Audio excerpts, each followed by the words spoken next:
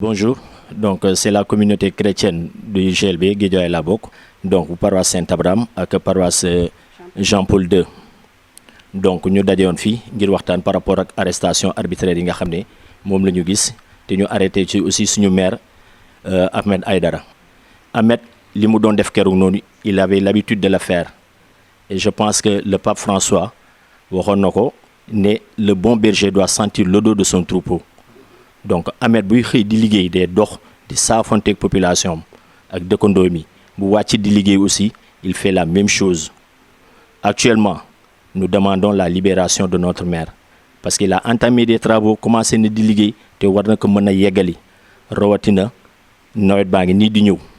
donc li ñuy demander au président à ce que mu dellu si waat xelam. Ahmed Aïdara Guédiawaye dañ ko soxla voilà te ñun communauté catholique.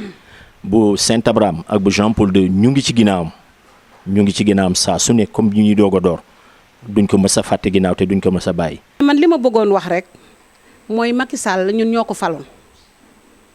te biñ koy fal dañoo amoon yaakaar ci moom Ahmed Aïdara ñoo ko fal le Sénégal est un pays de droit chaque personne a le droit de circuler librement arrêter une personne de surcroît un maire. Qui est dans sa localité, c'est une pure démonstration de force ou un abus de pouvoir. Que reproche-t-on à Ahmed Aïdara, le maire? Parce qu'on l'a élu. On lui reproche d'être maire. On lui reproche d'avoir détrôné le frère du président. Revenons à la raison. Le président n'a qu'à revenir à la raison. Ils n'ont pas encore digéré la victoire. Mais yàlla moo nekkal fii ñëpp yàlla moo ko fal Ahmed Aïdara. yàlla moo ko faloon yàlla moo fal Ahmed Aïdara nañu muñ xam ne Ahmed Aïdara moo fi nekk te ñun catholique u GLB yi nekk paroisse yi ñaari paroisse yi ñu wax léegi Notre-Dame de Joie Saint-Jean ak notre Saint-Abraham ñun ñoo ko faloon ñoo fal Ahmed Aïdara te dañoo bëgg dans les brefs délais mu libérer Ahmed. Un point, un trait, j'utilise son terme. Nañu bàyyi Ahmed mu ñëw liggéey jeudi donc le conseil réuniroon pour la première fois conseil réunir na teg nañu liggéey bi ci loxo Ahmed dafa am yu Ahmed war a def war a liggéey nañu bàyyi Ahmed mii doomu Guédiawaye la waa Guédiawaye ko fal il est le maire et il restera le maire ba échéance yi di ñëwaat bës leen seen xol te ngeen xam ne moo gagné moo détrôné Aliou Sall bàyyi leen Ahmed mu ñëw liggéey on a besoin de Ahmed commencé na liggéeyam taal na lamp yi liggéey baa ngi ñëw dimbali leen ñu ngeen bàyyi Ahmed il est le maire muñ leen bës leen seen xol ngeen xam ne mooy le maire. képp koo xam ne nii rek bëgg nga lu baax di naqalu Ahmed mi jàpp ak ñi ànd ak moom ñëpp ñu jàpp leen ndax Ahmed man jàppee ma ko maire quoi man dama ko jàppee liggéeykat li tax ma jàppee ko liggéeykat. benn avant muy nekk maire da daan def di liggéey di def ay social ñëpp di ci teg seen bët kon bu demee ba nekk maire ñu jël ko ba koo fakasal kooku kon bëggun Sénégal dem quoi vraiment ku bëgg Sénégal dem doo fekk kuy liggéey nga di ko jël di ko arrêté di ko xor ñooñal di ko def lenn loolu man je ne suis pas d'accord ànduma si te ñii timit képp kooy laaj sénégalais boo laaj xam ne ni li ñuy def ànduñ ci kon suñu sañoon ñu bàyyi ko libéré ko immédiatement mu dellu ci liggéeyam dellu ci ay activité am parce que moom fa ñuy defee manifestation demu fa bu fekkoon dafa dem place l'Obélisque ñu fekk ko foofu jàpp ko boobu waa ñu wax mais koo xam ne da nga génn sa kër di liggéey ñi dogaale la ci yoon ñi téye la kooku jaay doole la te jaay doole yooyu dañ ko fee war a jëlee mu jeex fi tàkk. lu ñu wax fii nii yëpp wax dëgg yàlla xel nangu na ko te xool tooy na bu xool tooyee nag wax dëgg yàlla Lamine war na mën a wax te li ñu gis ñu def so suñu maire. muy la première personne morale de Guédiawaye wax dëgg yàlla naqarul nañ ko lool Ahmed c'est un travailleur wane na ko balaa muy nekk maire comme ni ko sama grand bi waxee c'est un travailleur bien avant muy nekk maire donc c'est un père de famille parce que bu nekkee sax nanguluñ ko maire bi mën nañ ko nangul père de famille parce que nga jàpp père de famille jàmbur tëj ko ci ay droit am ci ay kii là on n'est pas d'accord donc li ñuy ñaan mooy Sénégal benn bopp la non à la violence moom la ñuy woote tout le temps te nous en tant que chrétiens dañuy voter tout le temps si non à la violence donc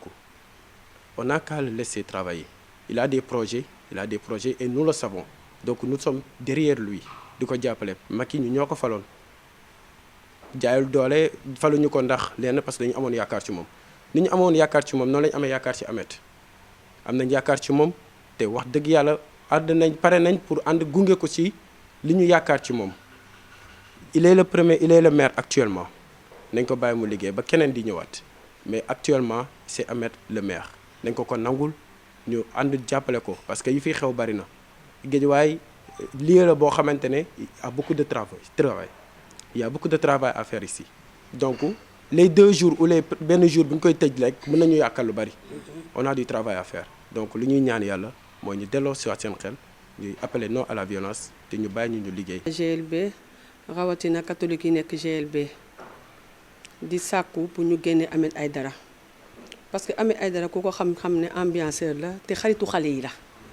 Ahmed toujours buy xëy dox moo ko gën a dugg ci otoom kon nag bu ñu ko jàppee ndax dafa doon dox trouble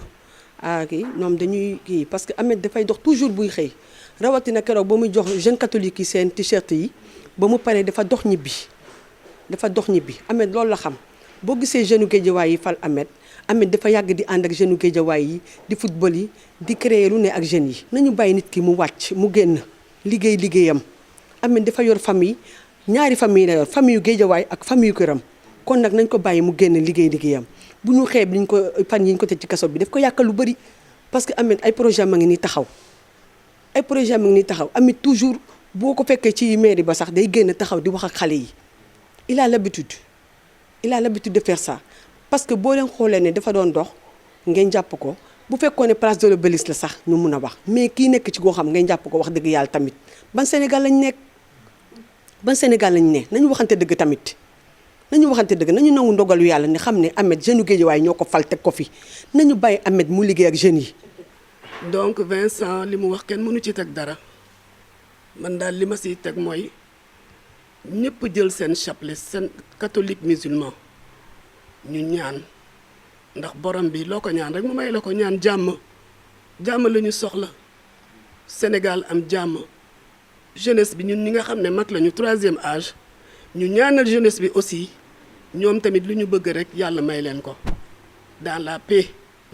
Ahmed aussi comme nu ko Vincent waxee ay répétition dong la ñu bàyyi suñu maire mu dellu si comme moom nuñ ko waxee day tàmm di dox pèlerinage Popenguine bi rek wane na ko mu ngi jël jeune catholique yi gunge leen fu sore loolu moom ku ko xool rek xam ne ñun ñëpp benn lañu catholique musulman yëpp waaw donc loolu rek la ñuy ñaan man de loolu la ñuy ñaan ñun ñëpp ñu fi toog tey yàlla kii fal na ko ba pare ñun daal ñun ñooy sonal suñu bopp rek waaye nag violence fajul dara Ahmed moom nous sommes de tout cœur ak moom ak ñi ñu jàpp yëpp ci GLB ñu ngi partager douleur bi ak seen famille donc di leen ne rek nañu gëm yàlla rek te xam ne moom yàlla day tracer sa yoon rek lu la war a dal kenn mënu ci dara waaw kenn mënu ci dara. communauté chrétienne bi nekk GLB ñoo bëgg a dem defi visite la famille ou les familles des détenus du GLB. masawu leen ndax lii metti na. ñoom Khalifa Sall ñëwee démb doomam ju ndaw ji ne leen ana sama papa loolu rek war naa daw yaramu Macky Sall moo xam ne njabootam dañ koo soxla surtout xale yu ndaw yi nga gis sa papa toujours nga xëy ñamu daan àndal nga gis leen gisoo sa papa nga ne leen ana sama papa loolu daw na yaram metti na trop